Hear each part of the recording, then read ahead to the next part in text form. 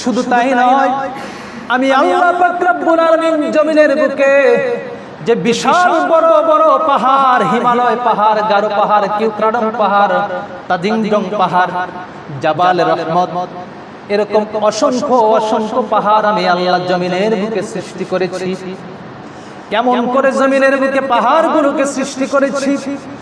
জমিনের উপরে এই পাহাড়গুলোকে আমি পেরেকের মতো করে সৃষ্টি করেছি। বলুন সুবহানাল্লাহ। পেরেক, পেরেক চিনেন আপনারা? পেরেক চিনেন? এই প্রজন্মের, ডিজিটাল প্রজন্মের ছেলেপেলেরা পেরেক চিনবে না। পেরেক হলো এক প্রকার লোহা, যে লোহাটা হলো লম্বা, যার মাথা হলো চিকন সরু, আর গোড়ার মধ্যে এই রকম একটা গোল চাকতি থাকে, গোল চাকতি থাকে। আল্লাহ পাক রব্বুল আলামিন বলেন, ওয়াল জিবালা আওতাদা, আমি এই পাহাড়গুলোকে জমিনের মধ্যে পেরেক হিসেবে গেঁথে দিয়েছি। কারণ কি? পেরেক বলার কারণ কি? রব্বুল আলামিন বলেন, তাফসীরের মধ্যে এসেছে, আল্লাহ পাক রব্বুল আলামিন যখন জমিনটাকে সৃষ্টি করলেন, রব্বুল আলামিন যখন জমিনটাকে সৃষ্টি করলেন, জমিনটাকে সৃষ্টি করার পর জমিনটা দোদুল্যমান অবস্থায় ছিল, জমিনটা কম্পমান অবস্থায় ছিল। এখনো মাঝে মাঝে জমিন কাঁপে কিনা? ভূমিকম্প হয় কিনা? ভূমিকম্প হলে ভালো লাগে না খারাপ লাগে?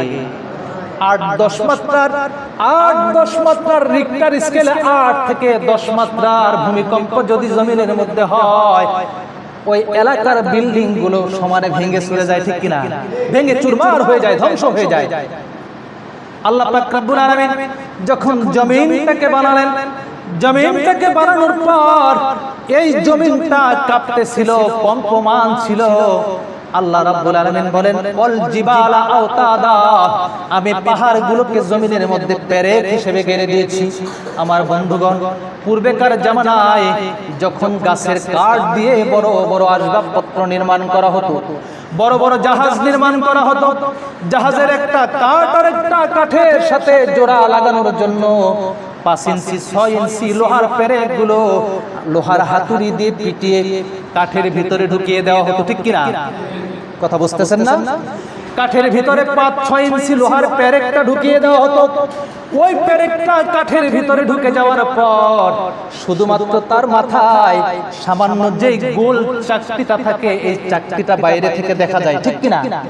6 ইঞ্চি লম্বা লোহা সম্পূর্ণ কাঠের ভিতরে ঢুকে যায়। মনে হয় পেরেকটা মনে হয় 1/2 ইঞ্চি হবে, শুধু চাকতি দেখা যায়। আল্লাহ পাক বললেন, আমি পাহাড়গুলোকে কেন পেরেক বলেছি? তোমরা জমিনের উপরে 3000 ফুট উঁচু যে পাহাড়টা দেখো, আসলে এই পাহাড়টা শুধু 3000 ফুট উঁচু নয়। এই পাহাড়টা জমিনের উপরে তোমরা যতটুকু দেখো, এই পাহাড়ের 10 ভাগের 9 ভাগ, অর্থাৎ একটা পাহাড় যদি 3000 ফুট উঁচু হয়, 3 নং 27,000 ফিট মাটির ভিতরে আমি আল্লাহ গেড়ে দিয়েছি। বলেন সুবহানাল্লাহ। এজন্য পাহাড়কে পেরেকের সাথে তুলনা করা হয়েছে। পেরেক যেমন কাঠের ভিতরে ঢুকে গেলে দেখা যায় না, ঠিক একটা পাহাড়ের 30,000 ফুট একটা পাহাড়, তার 27,000 ফিট আল্লাহ পাক জমিনের ভিতরে গেঁথে দিলেন, যেন এই জমিনটা নড়াচড়া করতে না পারে, দোদুল্যমান অবস্থায় না থাকে, মানুষ যেন আরামদায়কভাবে বসবাস করতে পারে। এই জন্য এই পাহাড়গুলোকে জমিনের ভিতরে আল্লাহ পাক শক্ত করে গেড়ে দিয়েছেন। বলে সুবহানাল্লাহ। তাহলে বোঝা গেল, আমরা জমিনের উপরে একটা পাহাড় যতটুকু দেখি, একটা পাহাড় মূলত ততটুকু উঁচু নয়, তার 9 গুণ 10 ভাগের 9 ভাগ মাটির ভিতরে গেড়ে দেওয়া থাকে। বলি সুবহানাল্লাহ।